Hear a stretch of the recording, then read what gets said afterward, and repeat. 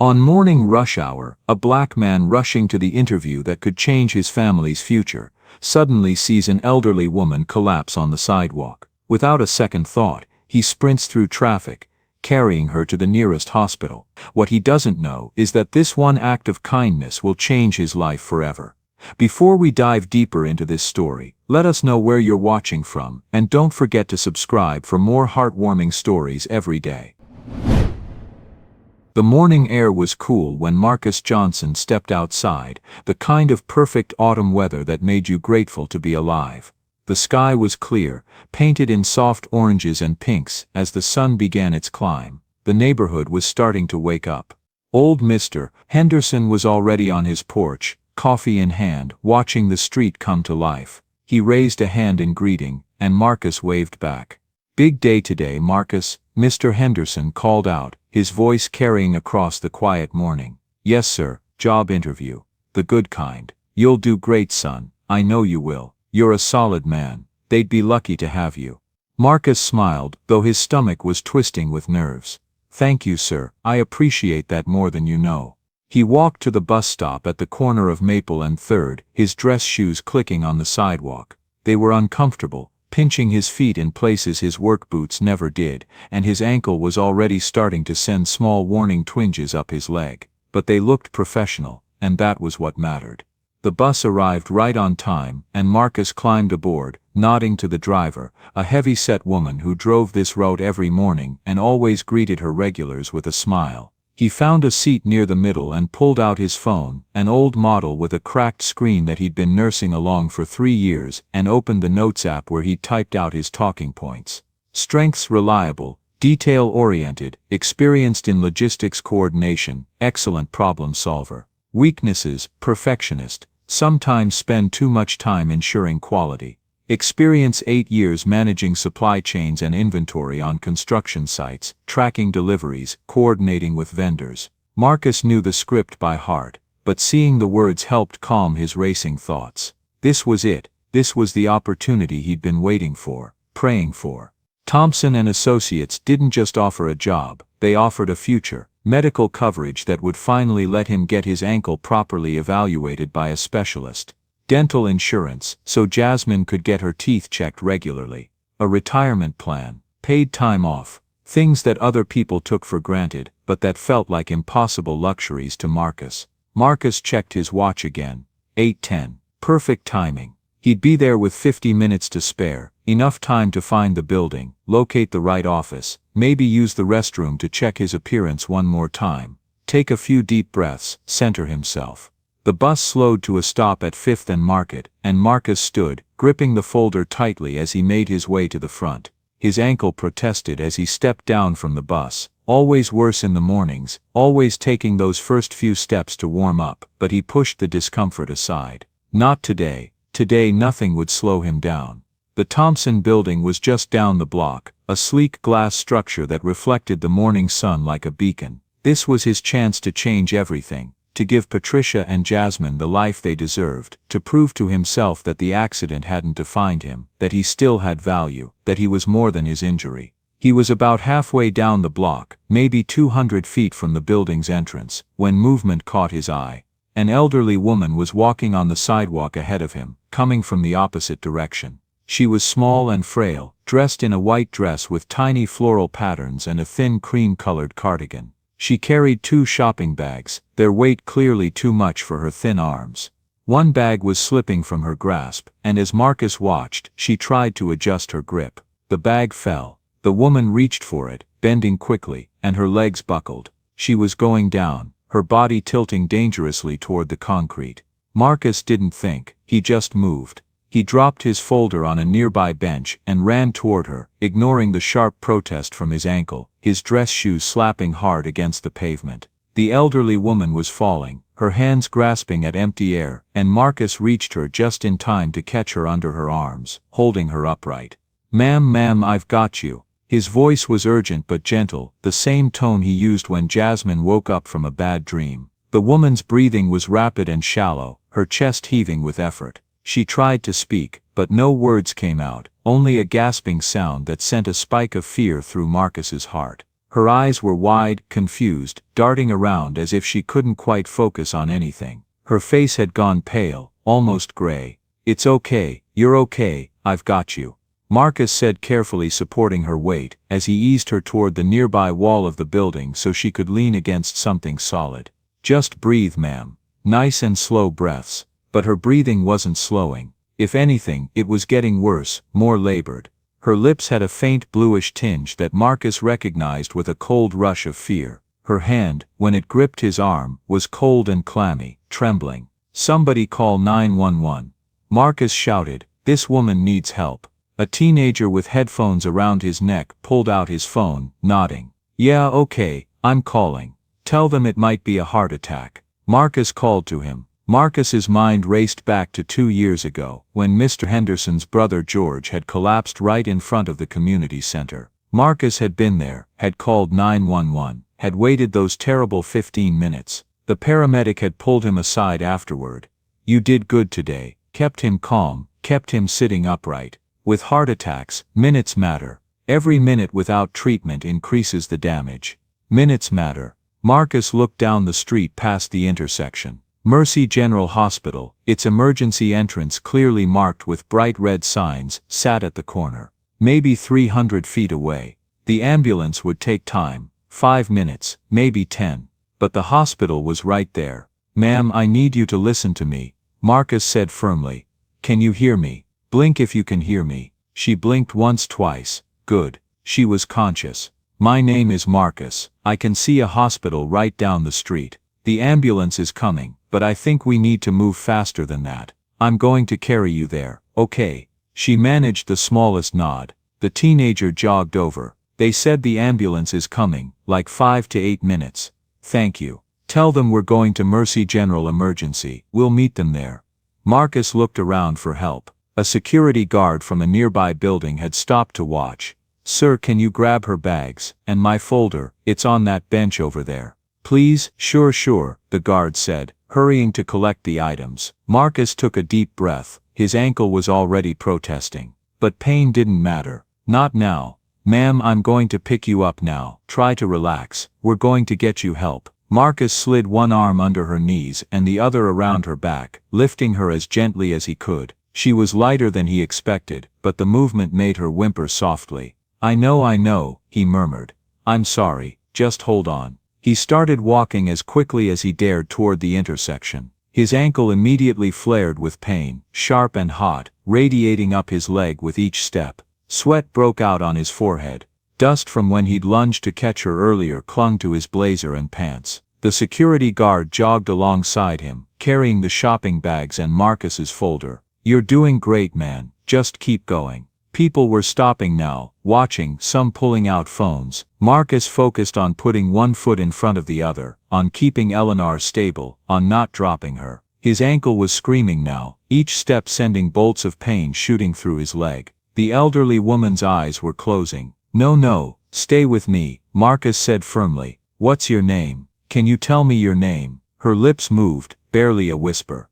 Eleanor, that's a beautiful name. You stay with me, Eleanor. See that building with the red signs? That's Mercy General. We're going to get you help." He was at the intersection now. The light was red, traffic was flowing. Marcus didn't care. He stepped off the curb, and immediately cars started honking, but a pickup truck in the nearest lane screeched to a stop, the driver waving him across urgently. Go, the driver yelled through his window. Marcus crossed as fast as his failing ankle would allow, the security guard running ahead to stop traffic in the other lane. Half a block more. 100 feet. 50. Marcus's vision was starting to blur at the edges, his breath coming in ragged gasps. His ankle felt like it was being stabbed with every step, but Eleanor was still breathing, still conscious, still holding on, and then they were there. The emergency entrance to Mercy General, its automatic doors sliding open. "We need help," Marcus called out. "Heart attack. She can't breathe."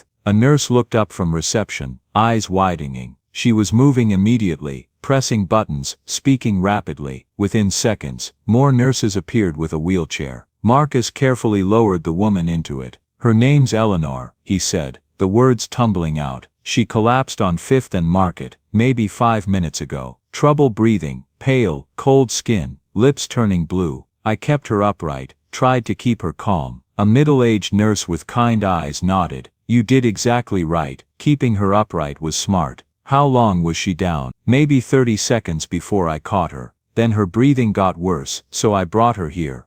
Good. That's very good. You may have saved her life. She studied him, taking in his sweat-soaked shirt, his trembling arms, how he favored his left leg. Are you family? No, I found her. I couldn't leave her. They were wheeling Eleanor through double doors. Marcus caught one last glimpse of her face, her eyes finding his, and he saw gratitude there, and fear, and trust. Then the doors swung shut. Marcus stood in the emergency room, his heart pounding so hard he could feel it in his temples, his breath coming fast and shallow. His arms were shaking from the exertion, his ankle was screaming, his entire body felt like it had been through a battle. His shirt was soaked through with sweat, his blazer was dusty and askew, one of the buttons hanging by a thread. He could see dirt smudges on his pants, could feel grit on his hands. The security guard appeared beside him, setting down Eleanor's shopping bags and handing Marcus his folder. You okay, man? You look like you're about to pass out. I'm fine. Just is she going to be okay?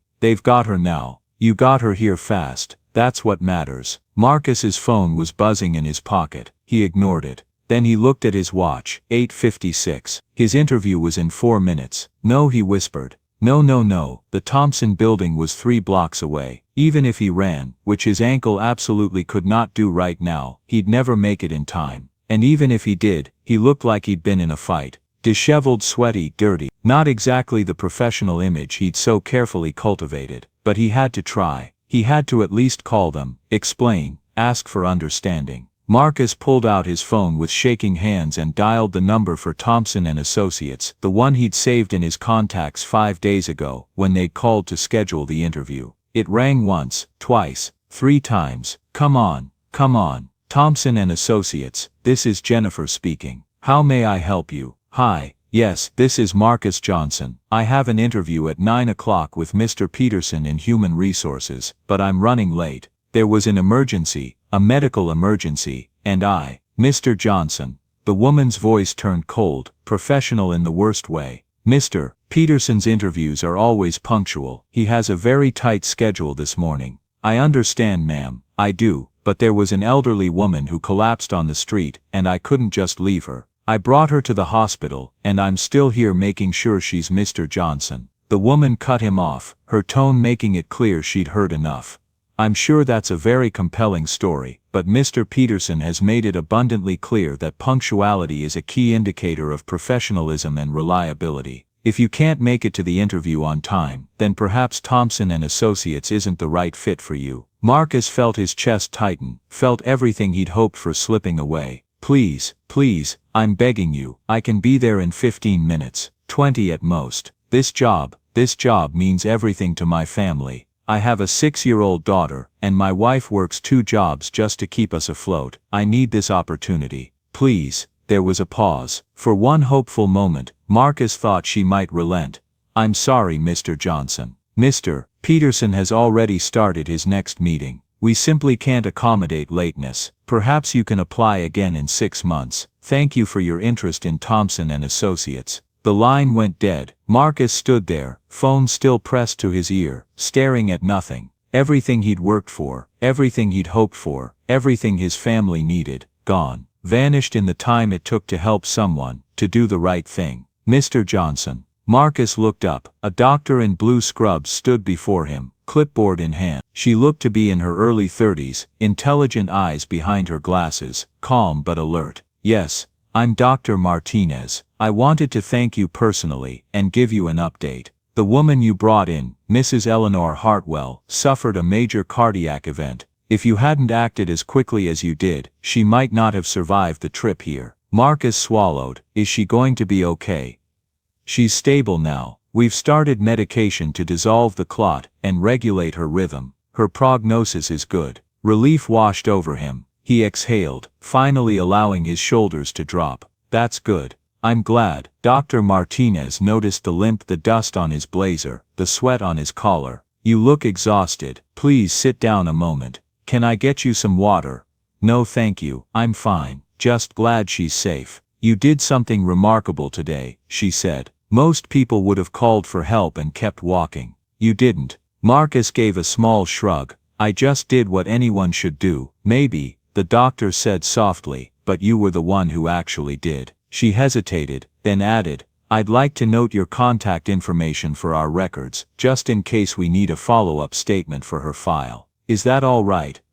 Of course. Marcus recited his name and number, and she wrote it neatly on the corner of her clipboard. "Thank you, Dr. Martinez said. "We'll keep you updated if there's anything further. And Mr. Johnson, what you did today made a difference. You should know that." Marcus nodded once, his voice quiet. "That's all I need to hear." The doctor lingered a moment longer, glancing at his clothes. "Were you on your way somewhere before this happened? You look like you were headed to something important." Marcus hesitated. "A job interview." 9 o'clock. She looked up at the wall clock. 9:15, and her expression softened with quiet understanding. "I see." He managed a small smile that didn't reach his eyes. "It's fine. She's alive. That's what matters." "It does," Dr. Martinez said gently. "And we'll take good care of her. I promise."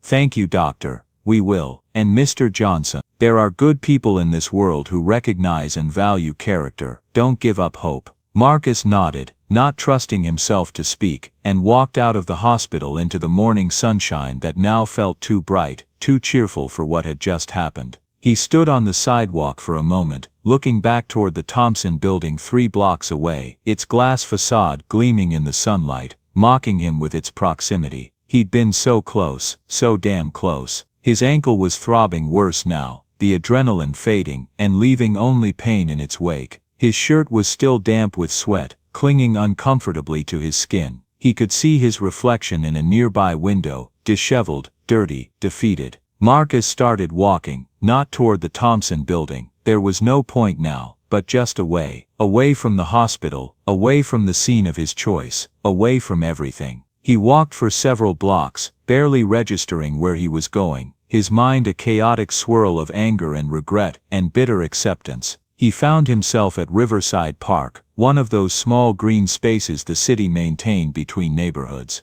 There was a bench near the entrance, and Marcus sat down heavily, his ankle grateful for the rest, his whole body sagging with exhaustion and despair. Just a few hours ago, Marcus stood before the bathroom mirror in his small apartment, his calloused fingers working slowly to button up his pale blue dress shirt. The fabric was worn thin at the collar, and there was a faint stain near the bottom that no amount of scrubbing could remove, but it was the best he had. He'd ironed it the night before, twice, making sure every crease was sharp, every wrinkle smoothed away. "Tell me about a time when you overcame a challenge," he murmured to his reflection, practicing the words he'd rehearsed 100 times. His deep voice echoed softly in the tiny bathroom. "Well, sir, after my accident at the construction site, I had to completely rebuild my career path." He paused, shaking his head. "Too negative. Start with the positive." He tried again. "I believe my greatest strength is my adaptability. When I faced setbacks in my career, I learned to." At 34 years old, he'd been to more job interviews than he cared to count. Marcus had worked construction for 8 years before the accident.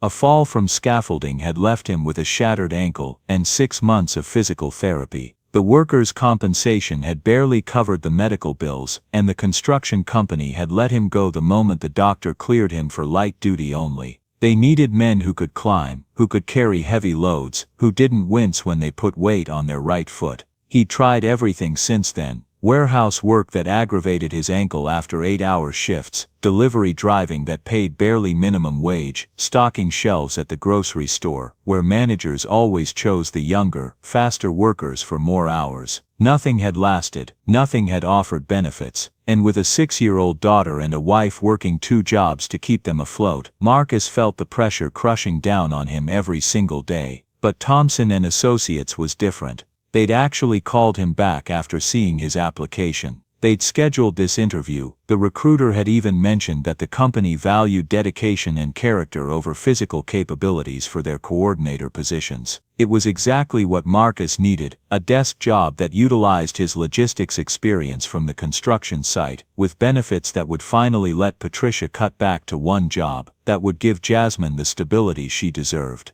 But now he has missed that great opportunity. In spite of, he'd done the right thing. He knew he had. Eleanor would have died on that sidewalk if he'd just walked past her, if he'd prioritized his interview over her life. But the right thing had cost him everything. The job, the benefits, the chance to provide for his family the way they deserved, the way they needed. His phone buzzed, a text from Patricia. "How did it go? Tell me everything." Marcus stared at the message, his thumb hovering over the keyboard. He could lie, could tell her he was still in the interview, by himself a few hours before having to deliver the bad news, could pretend just a little longer that everything was going to be okay, but he'd never lied to Patricia, not in 8 years of marriage, not through the accident, through the unemployment, through the hardest times. They'd faced everything together, honestly, even when the truth hurt. He typed back, "It didn't happen. I'll explain when I get home." 3 dots appeared immediately, then disappeared, then appeared again. Finally, "Okay, I love you too," Marcus typed back. He sat on that bench for nearly 4 hours, watching people walk by with their purposeful strides, their coffee cups and briefcases, their lives that seemed so ordered and certain. He thought about calling other companies, about starting the job search all over again from square one.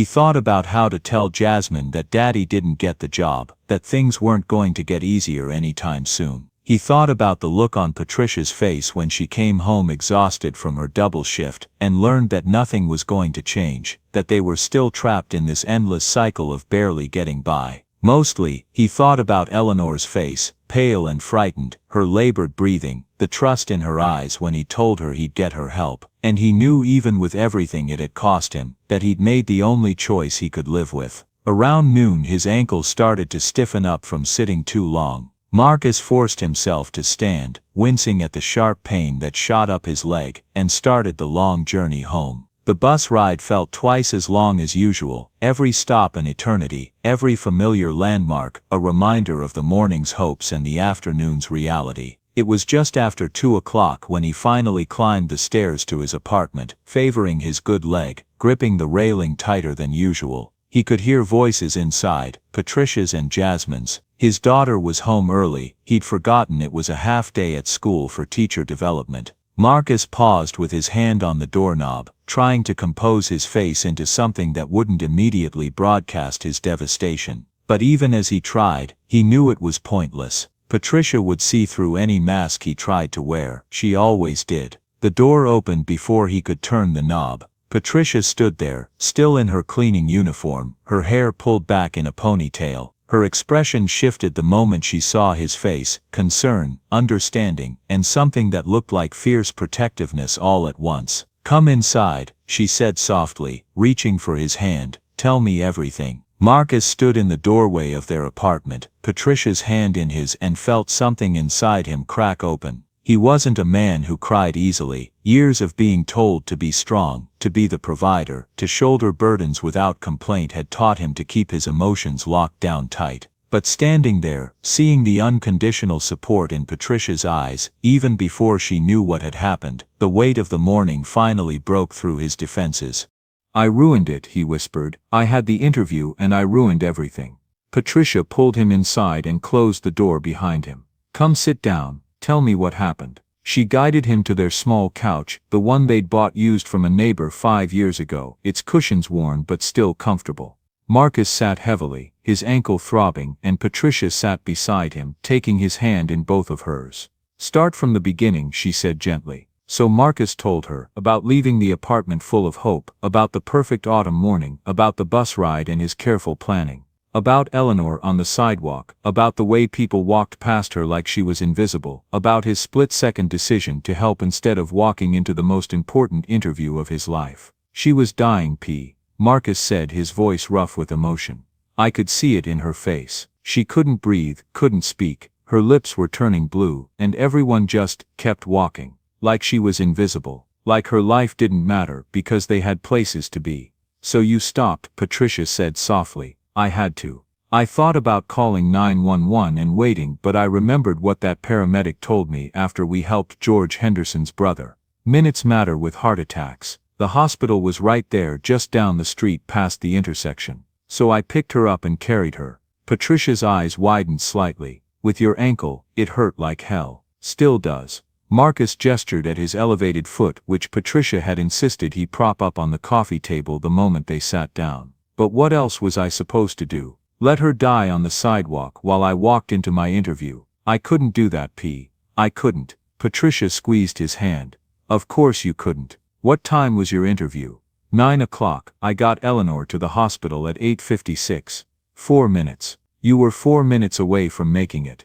I know. I waited to make sure she was stable, to make sure the doctors had her, to make sure her family was being contacted. And I called Thompson and Associates, tried to explain what happened, tried to ask for just a little understanding, just a few minutes grace. Marcus shook his head bitterly. The receptionist wouldn't even let me finish, said punctuality was a key indicator of professionalism, said they had other candidates, said maybe I could apply again in 6 months. Patricia's jaw tightened. They didn't even ask what happened. She said it was a compelling story, but they couldn't accommodate lateness. Like it was just an excuse. Like I was lying. The anger he'd been holding back finally broke through. I saved someone's life, Patricia. I did the right thing. And I got punished for it. You didn't get punished. You faced a choice between your needs and someone else's life. You chose life. That's not punishment. That's integrity. Integrity doesn't pay the bills. No, it doesn't. But would you really want to work for a company that valued being on time more than saving someone's life? Marcus pulled his hand away, frustration boiling over.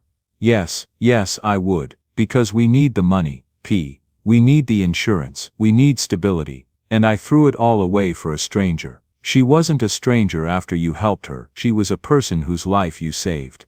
And what about our life? What about Jasmine's life? What about giving you a break from working yourself to death? Marcus stood up despite his ankle's protest, pacing. I sat in that park for nearly 4 hours, trying to figure out how to come home and tell you I failed again. How to tell Jasmine that Daddy still can't afford the things she needs. How to look at my wife who works 2 jobs and tell her it's going to keep being this hard because I chose to help a stranger instead of securing our future. Marcus, don't tell me I did the right thing. I know I did the right thing. But knowing that doesn't make it hurt any less. Doesn't make me feel any less like a failure. You're not a failure. Patricia's voice was firm now, the tone she used when she needed him to really hear her. Look at me, Marcus. He stopped pacing and met her eyes, those warm brown eyes that had seen him through everything, that had never looked at him with anything less than love and respect even when he couldn't provide the way he wanted to. You did the right thing, Patricia said clearly, the only thing. The thing that makes you the man I married, the man I respect, the man I want raising our daughter. You saw someone who needed help and you helped them. That's who you are. That's who you've always been. But the job was just a job. There will be other jobs. Will there? Marcus heard the defeat in his own voice. How many interviews have I been to in the last 3 years? How many resumes have I sent out? This was different, P. This was the one that could have changed everything. Maybe it wasn't meant to be. Marcus turned away. Don't give me platitudes. Not today. Patricia was quiet for a moment, then stood and walked over to him. You want honesty? Fine. I'm terrified. I'm exhausted. I want Jasmine to have the things other kids have. I want to not worry about whether we can afford groceries and rent in the same month. I want you to not be in pain every day from pushing your ankle beyond what it can handle. Her voice cracked slightly. I want things to be easier. Marcus turned back to face her, shocked by the raw admission. But Patricia continued, her eyes shining with tears. I would rather struggle with a man who has integrity than live comfortably with someone who could walk past a dying woman to make it to a meeting on time. Because if you had done that, if you had walked past her, you wouldn't be the man I married anymore. You'd be someone else, someone I wouldn't recognize. That's easy to say now. No, it's not. It's the hardest thing I've ever said, because I'm scared too, Marcus. I'm scared we'll never get ahead, that we'll always be one emergency away from disaster. But I'm more scared of losing you to bitterness, to compromising who you are just to get by. She reached up and touched his face. You're a good man. Don't let one closed door make you forget that. Marcus felt his anger draining away, replaced by exhaustion and a crushing sense of defeat. I thought about lying to you. In the park, I thought about telling you the interview went fine and they'd call in a few days, just to give us both a little more time before reality hit. But you didn't. I couldn't. I've never lied to you.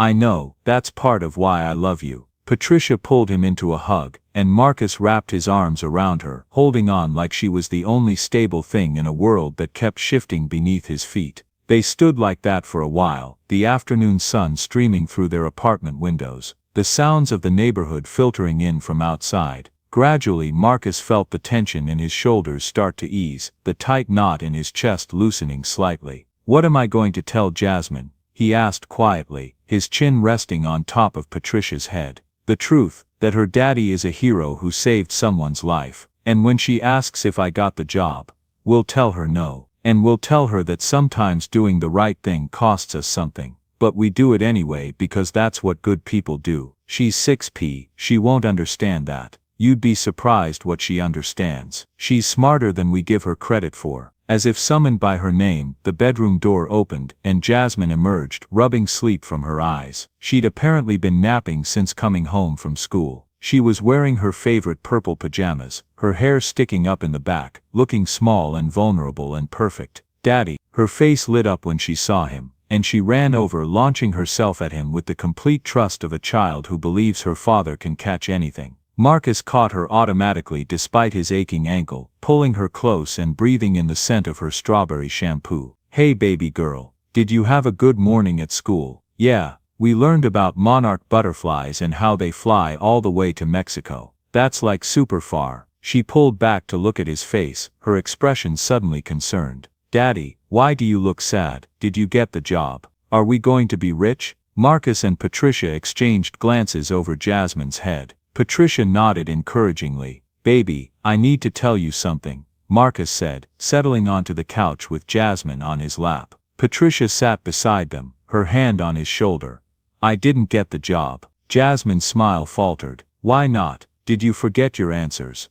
"No, actually I didn't make it to the interview at all." "What happened?" Marcus took a breath. "On my way there I saw an old lady who was very sick, really sick. She fell down on the sidewalk, and she couldn't breathe right, and her lips were turning blue. Lots of people walked right past her, but I couldn't do that, so I helped her." Jasmine's eyes had gone wide. "Was she okay?" "She is now. I carried her to the hospital, and the doctors took care of her. They told me that if I hadn't helped her right away, she might have died." "You saved her life." Jasmine's voice was full of awe. "I did, but because I helped her I was late to my interview. And the company said they couldn't wait for me, so I didn't get the job." Jasmine was quiet for a moment, her small face serious as she processed this information. Then she said, "But the lady was dying, Daddy." "Yes, she was. So you had to help her, even though you wanted the job really bad." "Yes." Jasmine nodded slowly, as if this made perfect sense to her 6-year-old logic.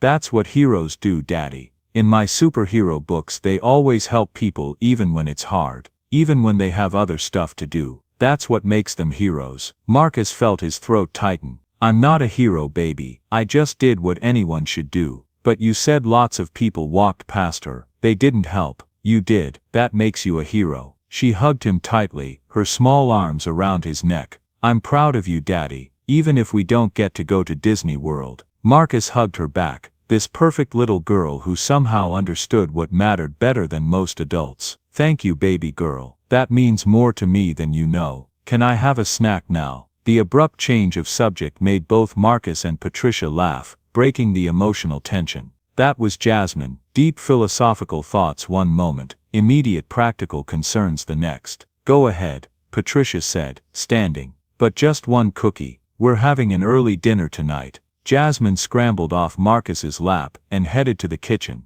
Patricia watched her go, then turned back to Marcus. "See, she gets it. She understands what's important. She's smarter than I am."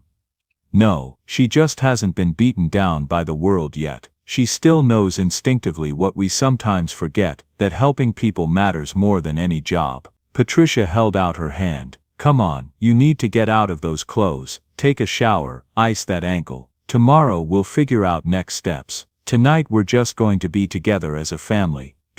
I can't just rest. I need to start looking for other jobs. Need to tomorrow, Marcus. Today you saved a woman's life. Today you showed your daughter what kind of man her father is. Today you proved to your wife that she married someone with integrity." Patricia's voice was gentle but firm. "That's enough for one day. Let yourself rest. Marcus wanted to argue, wanted to push back, wanted to jump immediately into fixing the situation. But the truth was, he was exhausted. His ankle was throbbing, his entire body ached from carrying Eleanor and from the emotional toll of the morning, and he felt completely wrung out. "Okay," he said finally. "Tomorrow." He took a long hot shower, letting the water wash away the sweat and grime from the morning. His ankle was swollen, so he wrapped it in an ice pack. Patricia brought him and elevated it on the coffee table. She made him tea and brought him 2 ibuprofen, fussing over him in a way that felt both comforting and slightly embarrassing. That evening, they had a simple dinner together at their small kitchen table: spaghetti with marinara sauce, garlic bread from the discount bakery, and a salad. It wasn't fancy, but it was good, and they were together. Jasmine chattered about her morning at school, about the monarch butterfly's migration patterns, about her friend Emma's new kitten. Marcus and Patricia listened, asked questions, laughed at her dramatic storytelling. After dinner, they watched a movie together, all 3 of them squeezed onto the couch with a bowl of popcorn. Jasmine fell asleep halfway through, her head on Marcus's shoulder, her breathing soft and even. He carried her to bed despite Patricia's protests that he should rest his ankle, tucked her in, and kissed her forehead. "Love you, Daddy," she mumbled, half asleep. "Love you too, baby girl. More than anything in this world." When he came back to the living room, Patricia was putting away the popcorn bowl and straightening the cushions. Marcus helped her, and they moved around the small space in comfortable silence, the rhythm of 8 years of partnership.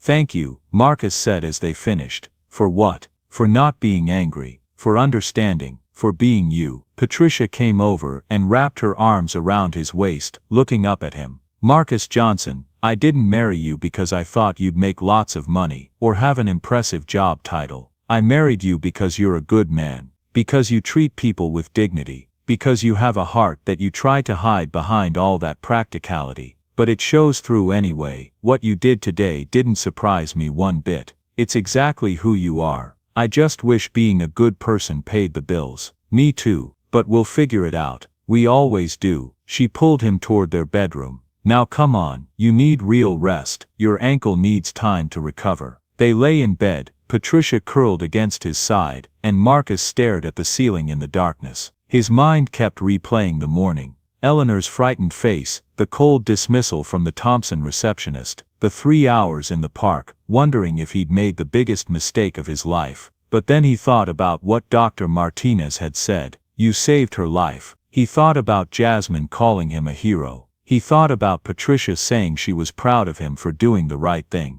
Maybe doing the right thing did cost him something. Maybe it cost him a lot, but it hadn't cost him everything. He still had his family, he still had his integrity, he still had the knowledge that when faced with an impossible choice, he'd chosen to help someone who needed it. That had to count for something. His phone buzzed on the nightstand. Marcus almost ignored it. It was nearly 11, too late for anything good, but something made him check. Unknown number, a voicemail. Marcus played it quietly, keeping the volume low so as not to wake Patricia. "Mr. Johnson, this is Dr. Martinez from Mercy General. I hope it's all right that I'm calling so late. I wanted to give you an update on Mrs. Hartwell. She's doing very well, stable and resting comfortably in our cardiac unit. Her son arrived this afternoon, and when I told him what you did, how you literally carried his mother to safety and may have saved her life." The doctor's voice was warm with emotion. "He was very moved, Mr. Johnson. Very grateful. He asked me to pass along his deepest thanks, and he said he'd like to speak with you personally if possible. I gave him your number. I hope that's all right.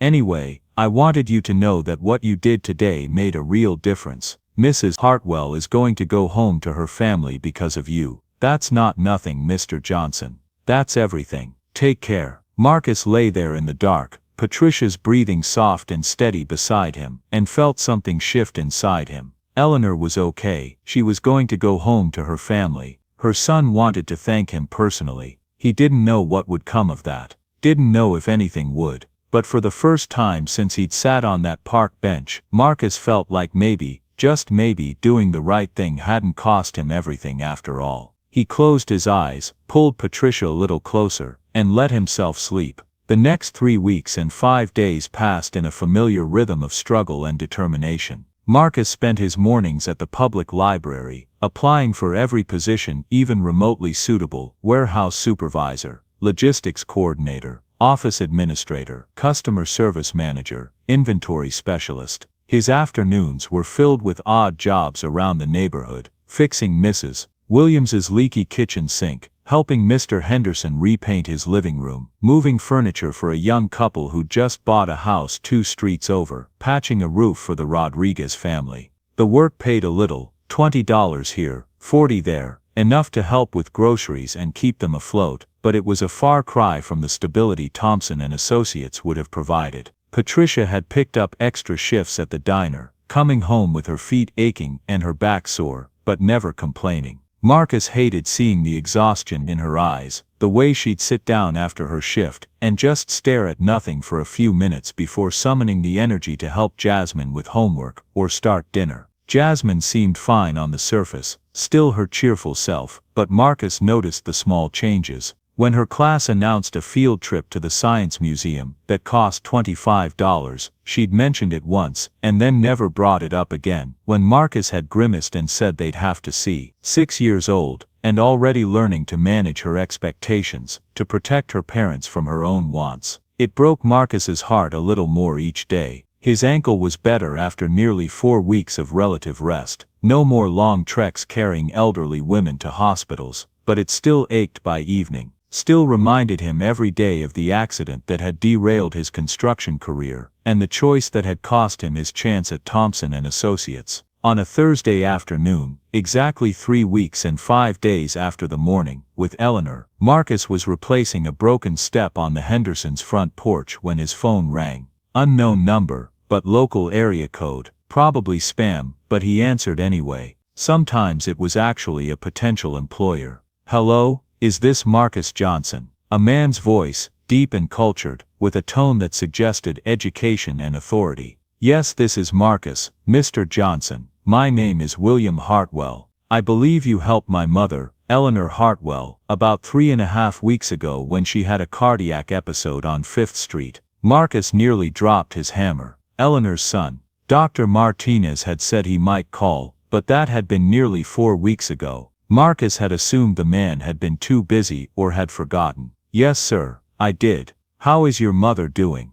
"She's recovering beautifully, thank God. The doctors say she'll make a full recovery with some medication adjustments and lifestyle changes." "Mr. Johnson, I cannot adequately express my gratitude for what you did. According to multiple medical professionals, you saved my mother's life. I'm just glad I was there, sir. Anyone would have done the same." "That's where you're wrong, Mr. Johnson." William's voice had a hard edge now. "We reviewed security footage from nearby buildings. At least 31 people walked past my mother before you stopped. 31 people who saw an elderly woman in distress and decided their morning coffee or their meeting or whatever they had going on was more important than a human life." Marcus didn't know what to say to that. "Dr. Martinez told me you were on your way to a job interview that morning." William continued, "That you were late because you helped my mother, and that the company refused to accommodate you." "Yes, sir, Thompson and Associates.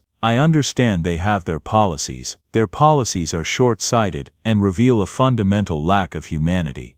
There was steel in William's voice now. "What kind of organization prioritizes punctuality over human decency? What kind of values does that represent? And what kind of fool lets a man with your character slip through their fingers over 4 minutes?" Marcus felt a flicker of vindication, though he kept his voice neutral. "I appreciate you saying that, sir, but they didn't know the circumstances. Because they didn't care to know. They made a judgment based on a single data point, and dismissed a man who clearly has more character and integrity than their entire HR department combined." William paused, and his voice softened. "Mr. Johnson, I apologize for taking so long to reach out. I've been traveling on business for the past 3 weeks, unavoidable commitments I made months ago. But you've been on my mind constantly. Would you be willing to meet with me, tomorrow, if possible? I'd like to thank you properly, and I'd also like to discuss something that might be of mutual benefit."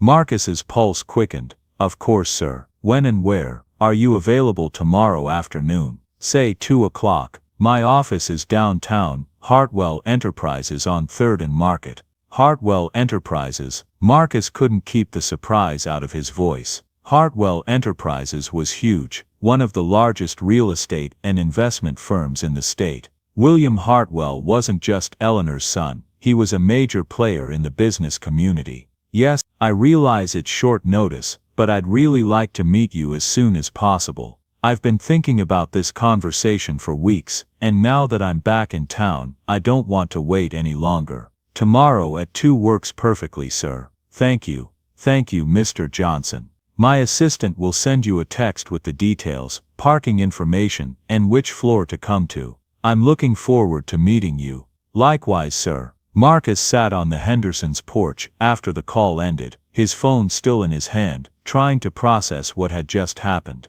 William Hartwell wanted to meet with him, wanted to discuss something of mutual benefit. What could that possibly mean? Mr. Henderson opened his front door, looking down at Marcus with concern. You all right, son? You've been sitting there staring at that phone for 5 minutes. Sorry, Mr. Henderson, I just got a call from Eleanor Hartwell's son, the woman I helped, the heart attack lady. How's she doing? Recovering well, apparently. Her son wants to meet with me tomorrow. Mr. Henderson's eyebrows rose. William Hartwell, the real estate magnate. You know who he is. Everyone knows who he is. Marcus. Hartwell Enterprises owns half the commercial property in this city. The man's a successful businessman. Mr. Henderson studied Marcus's face. What does he want with you? He said he wants to thank me properly and discuss something that might benefit both of us. I don't know what that means. Well, when a successful businessman says he wants to discuss something mutually beneficial, you don't overthink it.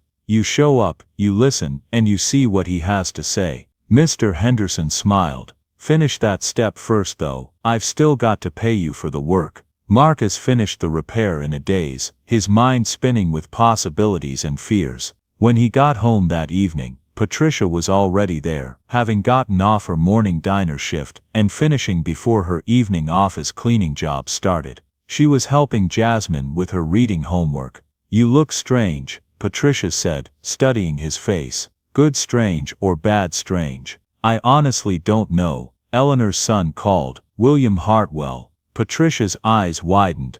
The Hartwell Enterprises William Hartwell, apparently. He wants to meet with me tomorrow afternoon. Says he wants to thank me properly and discuss something mutually beneficial. What do you think he means? No idea. Maybe he wants to give me a reward, some kind of thank you gift. Marcus shook his head. I don't know, P. I don't want to get my hopes up, but you are hoping. I can't help it.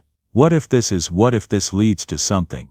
Patricia stood and came over to him, taking his hands. Then it does, and if it doesn't, we'll keep doing what we're doing. But Marcus, you're allowed to hope. You're allowed to think that maybe, just maybe, good things can happen to good people. Jasmine looked up from her book. Is that the lady Daddy saved? Her son baby. He wants to meet Daddy. Is he nice? I hope so, Marcus said, and he realized it was true. He did hope. Despite everything, despite 3 years of disappointments and closed doors, he still had the capacity to hope that this time might be different. That night, Marcus pulled out his interview clothes again, checking them over with Patricia. She'd washed and pressed everything, and they looked as good as they were going to get. Mr. Henderson had heard about the meeting, and had insisted Marcus keep the burgundy silk tie his son Michael had worn to college graduation. You made a good impression on that old man, Patricia said as Marcus tried on the blazer again, making sure it fit properly.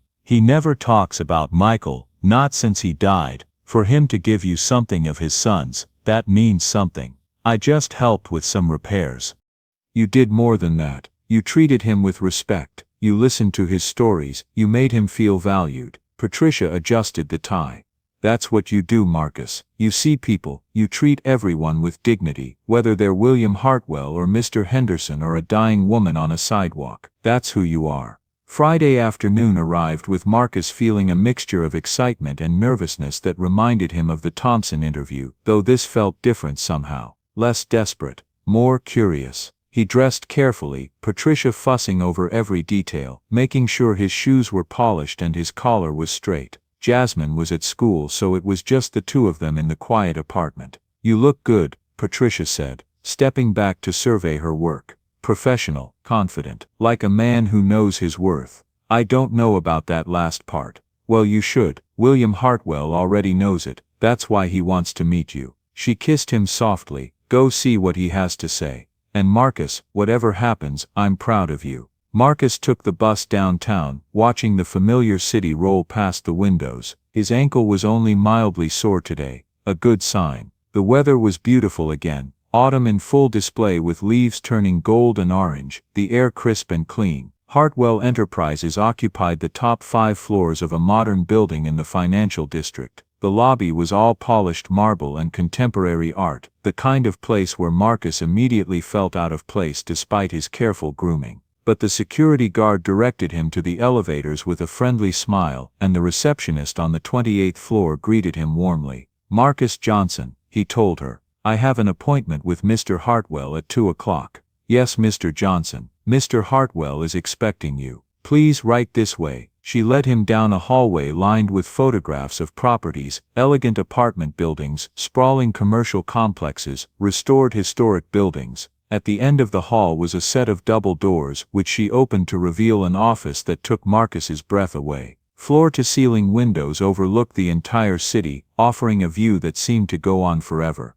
A massive desk sat in the center of the room, and behind it stood a man who looked to be in his early 40s, with dark hair showing hints of gray at the temples, wearing a suit that probably cost more than Marcus made in 3 months of odd jobs. But it was his face that struck Marcus, intelligent and focused, yes, but with genuine warmth in his eyes that suggested he was more than just a ruthless businessman. "Mr. Johnson." William Hartwell came around the desk with his hand extended, and Marcus noticed he moved with the same purposeful grace his mother had probably possessed before age and illness had slowed her down. "Thank you so much for coming. I apologize again for taking so long to reach out. Business travel can't always be avoided, unfortunately." "Of course, sir. I'm just glad your mother is doing well." Marcus shook his hand, noting the firm grip, the direct eye contact that assessed without judging. "Please sit. Can I get you anything? Coffee? Water?" "Water would be great, thank you." William poured 2 glasses from a pitcher on a side table and handed one to Marcus before sitting across from him in a chair that matched the one Marcus occupied, deliberately not using the power dynamic of sitting behind his massive desk. "First and foremost," William said, and Marcus could hear genuine emotion in his voice, "I want to thank you for what you did for my mother. She means everything to me, Mr. Johnson. When I got that call from the hospital," he paused, his composed exterior cracking slightly.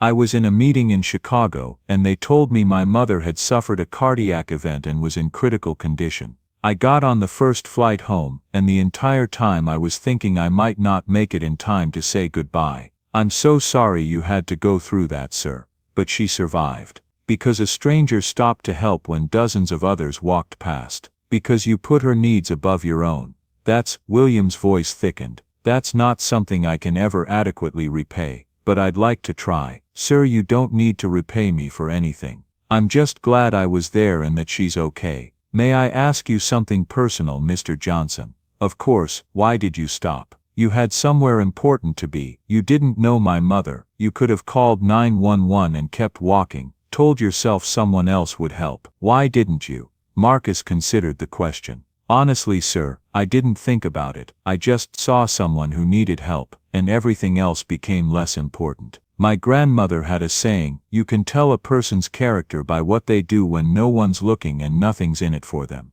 I guess I wanted to be the kind of person she raised me to be." William nodded slowly, studying Marcus's face. "Your grandmother raised you well. And speaking of family, Dr. Martinez mentioned you have a wife and daughter." "Yes, sir, Patricia and Jasmine. Jasmine just turned 6. 6 is a wonderful age, full of questions and wonder." William smiled. "I have 3 children myself. They're older now, 12, 10 and 7, but I remember when they were 6. Everything was magic and possibility." They talked for a few minutes about families, about children, and Marcus felt himself relaxing slightly. William Hartwell might be a successful businessman, but he was also a father, a son, a human being who understood what mattered. Finally, William set down his water glass and leaned forward slightly. "Mr. Johnson, I'm going to be direct with you. After my mother told me your story, I made some inquiries. I hope you don't mind, nothing invasive, just public records and some discreet questions to people in your community." Marcus felt his shoulders tense slightly. "What kind of inquiries?" William's expression softened. "When my mother was first hospitalized, one of the nearby buildings shared their security footage with us so we could understand what had happened. That's how we saw you stop to help her. At least 31 people had walked past before you came along, Mr. Johnson. 31 people who saw an elderly woman in distress and decided their morning coffee or meeting was more important than a human life." Marcus didn't know what to say to that. Afterward, William continued, "I wanted to know more about the man who'd done what so many others wouldn't. So I did some follow-up, looked into your background a little. I know about your construction experience, about your accident 3 years ago. I know you've been struggling to find steady work since then. I know you have a wife who's been working 2 jobs just to keep things going." His voice was calm, respectful. "And I know about the Thompson and Associates interview, the one they canceled when you were 4 minutes late. I also know that you've been doing odd jobs around your neighborhood for the past few weeks, helping people for whatever they could afford to pay." Marcus felt his face flush, a mixture of embarrassment and something like shame, even though he knew he had nothing to be ashamed of. "I appreciate your thoroughness, sir, but I didn't help your mother expecting anything in return. I know you didn't. That's exactly why I want to help you now." William stood and walked to his desk, retrieving a folder. "I run several companies, Mr. Johnson. Real estate is our primary business, but we also own a logistics and property management firm that handles maintenance, deliveries and operations for all our properties across 3 states. We're currently looking for a logistics coordinator to oversee our supply chain and vendor relationships. This position requires someone with substantial logistics experience, which you have from your 8 years in construction." William continued, "Someone who can manage multiple projects and vendors simultaneously, who can think strategically but act practically, who can solve problems creatively under pressure. Your construction background gives you hands-on understanding of supply chains, scheduling and coordination. Your recent work doing odd jobs shows flexibility, resourcefulness and the ability to build relationships with diverse people. Mr. Hartwell, I don't know what to say. Say you'll interview, that's all I'm asking. Come in Monday morning, meet with my operations director Catherine Rodriguez. Let us evaluate whether you're a good fit and whether we're a good fit for you. No pressure, no obligation, just an opportunity. Monday morning." Marcus looked up from the folder. 9 o'clock if that works for you. Catherine is exceptional at what she does. She's been with me for 8 years and she runs our operations with remarkable efficiency. She'll be conducting the interview, not me. I want this to be a genuine evaluation, not a formality. Yes, I'll be there, sir. Thank you. Don't thank me yet. Catherine has high standards, and she won't go easy on you just because I sent you her way. You'll have to prove yourself." William smiled, "But based on what I've learned about you, I don't think that will be a problem." Marcus looked up from the folder. "Why are you doing this?" William turned to the window. The city spread out below. 3 years ago, I nearly lost everything. I just founded Hartwell Enterprises, poured in every dollar, even mortgaged my home. Then my contractor went bankrupt, leaving me with debt and an unfinished building. I was 1 day from bankruptcy." He smiled faintly. "That night my mother saw right through me. When I told her the truth, she said failure wasn't losing money, it was giving up or compromising your values. Then she gave me her retirement savings and told me to keep fighting. She saved my business and reminded me that doing things the right way matters more than profit." William sat back down. "When I heard what you did for her, I thought about that moment. One act of faith can change everything. You gave her time. I want to give you opportunity. My mother taught me success means nothing if you don't lift others up." Marcus's throat tightened. "I was angry that day, but my wife was proud I did the right thing." "You deserve each other," William said, standing. "Think about the offer. If you decide to accept, be here Monday morning." Marcus shook his hand. "I'll be here, sir. Thank you." They shook hands, and William's assistant appeared to escort Marcus back to the elevators. As Marcus rode down, clutching the folder like a lifeline, he felt something he hadn't felt in 3 years: genuine, solid hope. Not the desperate hope of a drowning man grasping at anything that might save him, but real, founded hope built on someone seeing his value, on an opportunity that felt right, on the possibility that maybe, just maybe, doing the right thing hadn't cost him everything, after all. Maybe it had actually opened a door to something better. He pulled out his phone the moment he stepped outside and called Patricia. She answered on the first ring. "Well, I have an interview Monday morning. Real job, real opportunity, with a company that seems to value character as much as skills." Marcus's voice was shaking with emotion.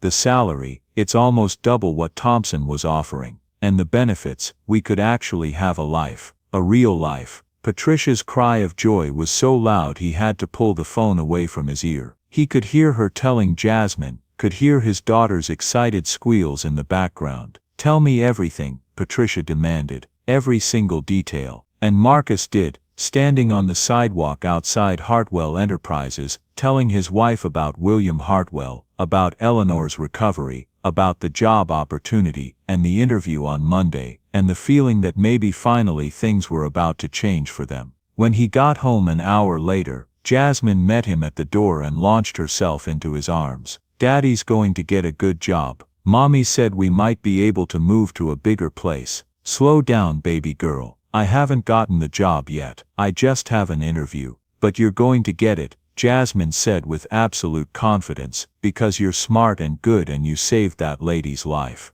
They'd be silly not to hire you." Marcus held his daughter close, breathing in her strawberry shampoo scent, and thought about how nearly 4 weeks ago he'd sat in a park wondering if doing the right thing had cost him everything. And now he was holding his daughter who believed in him completely, about to interview for a job with a company run by a man who valued character and integrity. Life was strange, full of unexpected turns, of moments that seemed like endings but were really beginnings, of choices that felt impossible but turned out to be exactly right. "Go do your homework, baby," Patricia said, gently extracting Jasmine from Marcus's arms. "Let me talk to Daddy for a minute." Once Jasmine was in her room, Patricia pulled Marcus onto the couch and held both his hands. "Do you really think you have a chance?" she asked quietly. "Or are you just hoping?"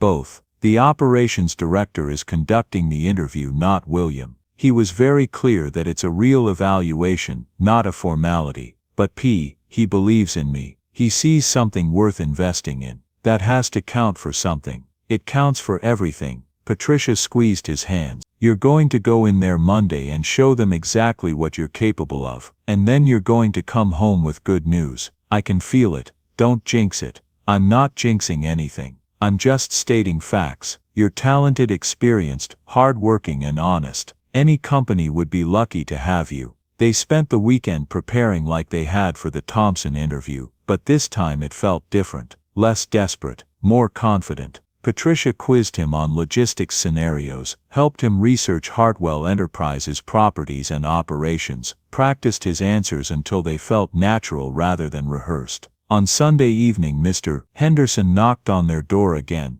this time holding a different tie, a deep forest green that he said had been his own wedding tie. "Michael's tie brought you one opportunity," the old man said. "Mine will bring you success in the interview. Call it a complete set." Marcus tried to refuse, but Mr. Henderson was insistent. "You've done more for this community in 3 years than most people do in a lifetime, Marcus. Let us help you for once." That night, lying in bed with Patricia curled against his side, Marcus felt a peace he hadn't experienced in 3 years. Not because success was guaranteed, it wasn't, but because he'd done the right thing, and it had led him here. To this moment, this opportunity, this chance to prove his worth to people who seemed to see it already. "Whatever happens Monday," he whispered to Patricia in the darkness, "thank you for believing in me when I didn't believe in myself, for standing by me through everything, for being proud of me, even when I felt like a failure." "You've never been a failure," Patricia murmured sleepily. "You've just been waiting for the right opportunity, and I think it's finally here." Marcus closed his eyes, pulled his wife closer, and let himself believe it might be true.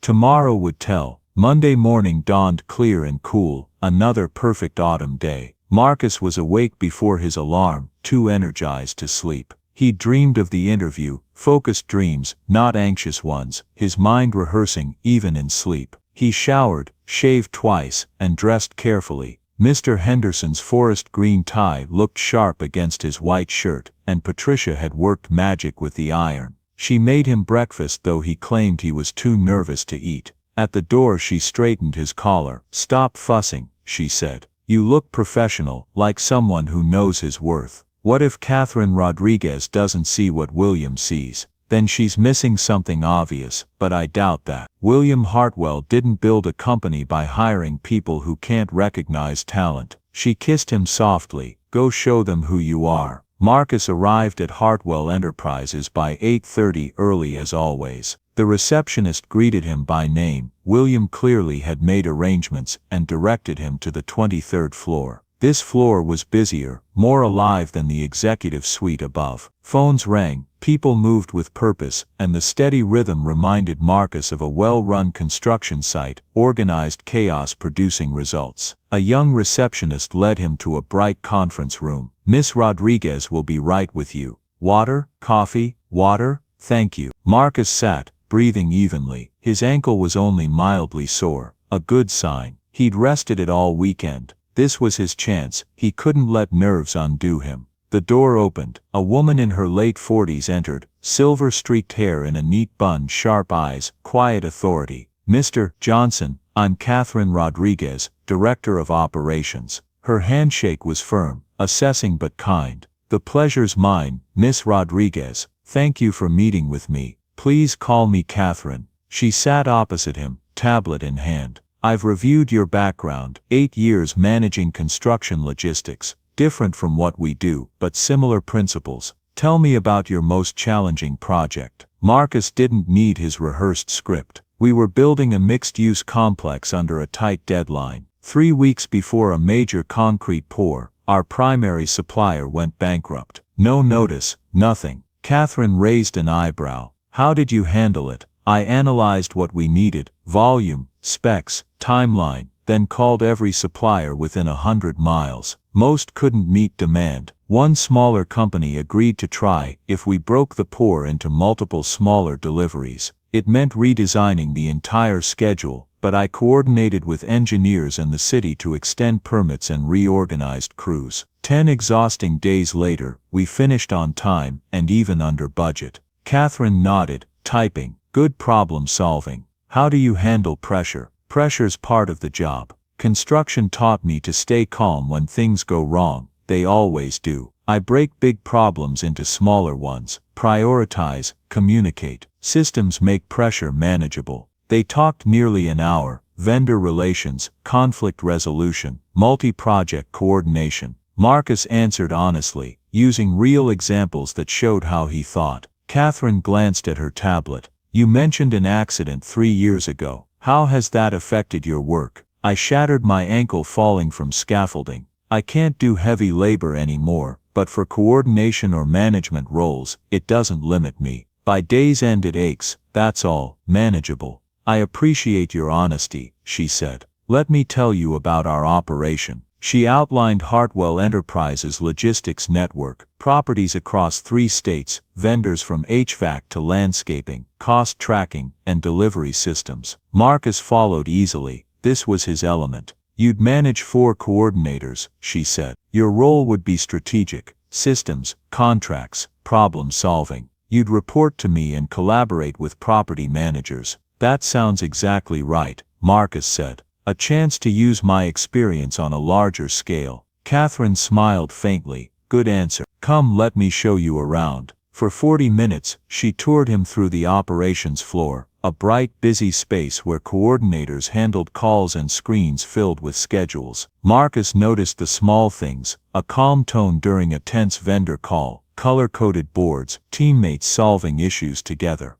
It felt efficient, human, real. Back in the conference room, Catherine poured fresh water. "Mr. Johnson, I'll be direct. Mr. Hartwell told me about your actions that day with his mother. That speaks to character, but I'm not offering this job because of that. I'm offering it because you have the skills and mindset we need. Marcus's pulse quickened. Offering. You're qualified, she continued. You think strategically, act practically, and you'd fit our culture. The question is, do you want the position? I do, Marcus said immediately. I absolutely do. Good. The salary is $65,000 to start, with a review at 6 months. Benefits begin immediately. Health, dental, vision, retirement matching, vacation, sick leave, education assistance. Marcus felt dizzy. $65,000, more than he'd earned, even before his accident. There's one condition, she added. Background and reference checks. Standard procedure. It usually takes about 10 days. Assuming no issues, you'd start in about 3 weeks. Is that acceptable? Yes, absolutely. Catherine smiled, genuine this time, and extended her hand.